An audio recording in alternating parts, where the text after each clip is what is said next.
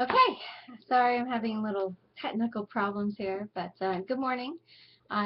This is Monday morning, and it is the beginning of our week 3 for organizational communication 425. This week there are many different videos that are incorporated into the learning unit that help illustrate the concepts in both chapters 5 and 6. 5 deals with systems theory, 6 deals with culture. And because of the number of other videos in there, I didn't want to add to that and make long, lengthy videos that were, detailed lectures on each of the chapters. So instead, what I've done is sort of an announcement overview video right here where I want to briefly talk about what we've done so far, highlight a couple of things, and maybe give you some direction for where to take things as we go on. In terms of where we have come, obviously chapter 1, or week 1 rather, we gave extended time. You had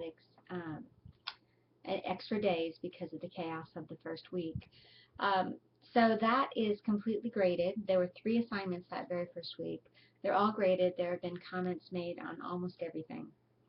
There are rubrics embedded within the course that as an instructor, OPS requires me to utilize, and those rubrics are very good for you to be familiar with so that you understand the standard by which you're graded. Certainly, the vast majority of it is contained within the prompt. If you do with a prompt, the assignment asks you to do, you're halfway there. Other small things involve things like writing, stylistic things using APA format in terms of source citings and things like that. So, and I believe you can access those rubrics under course tools. You can take a look and see if they should be there.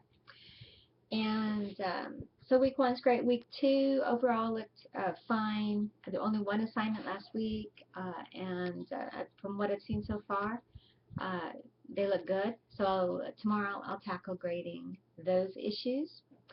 And the other thing I could tell you that there are a lot of procrastinators in this room. The number of people who post on Saturday and Sunday, even the very first post, is the vast majority. And that makes it challenging for those people who are trying to get the replies in, who maybe have busy weekends or going out of town over the weekend, and get their posts in earlier in the week. Um, so I would very much encourage you to try getting some of these assignments done earlier. And the last item I was gonna save it for last under sort of a gentle admonition, but let me go ahead and bring it up here. In terms of what I have been seeing, there are some people who are making their posts or making their replies, and to be quite frank, I'm not sure those people have read the chapters. And I want you to be able to make confident, articulate, intelligent posts about the material that you've been reading. So it's really important that you get the reading done. Um, and that doesn't apply to everybody by any means at all. Many of the thoughts and the insights have just been terrific, and I've really enjoyed reading what you have been writing. So in terms of review on Chapter 5 and Chapter 6, Chapter 5 deals with the concept of communication as systems, organizations as communication systems.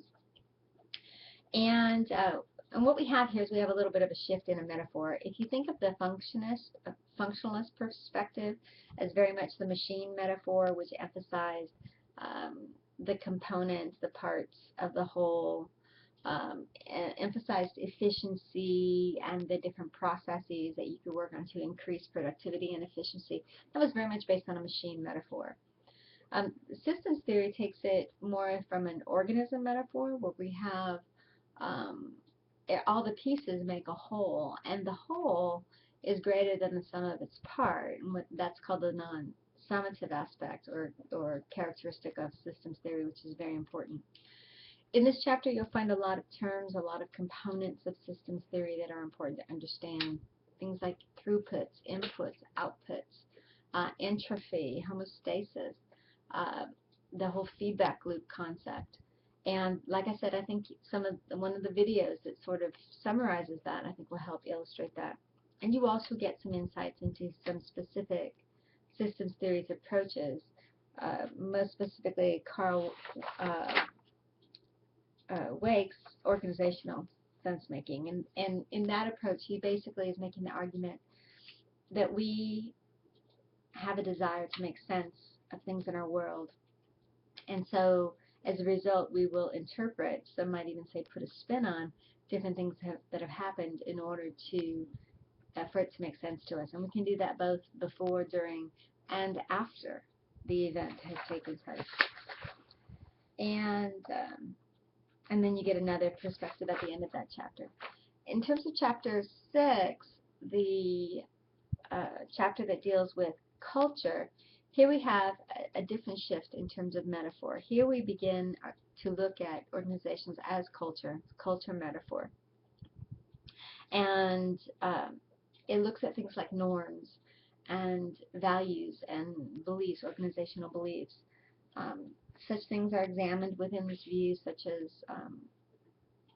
artifacts, different pieces of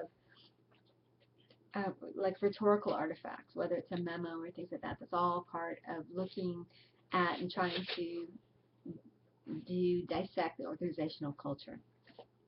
Your book describes 2 different perspectives within this chapter as the purist and the pragmatic or the pragmatist view. And another way to look at it, the pragmatist view views organization as using culture. In other words, culture is a tool of the organization. That's the pragmatist view. The purist view argues that organizations are culture. And so not really all that different from the organizations as communication, organization is communication argument that you've encountered earlier in the course. There's a summary of those 2 views on page 153 in the textbook, and I think that adequately kind of puts it all together. So that's sort of a little bit of a quick overview, highlighting some things and giving you some direction. So for the week coming up, dive in and really fight to grasp the material, and know that I grade very carefully, and I very much read what you write, and also know that I'm praying for you guys, and I want you to be successful in really your grasp of the material and the way that you put it all together. So, and like I said, many of you have written very, very excellent posts and excellent assignments that have been a joy to read. So thank you so much for so far the course, and headed into week 3. We're getting close to the halfway point, so hang in there and I'll see you online.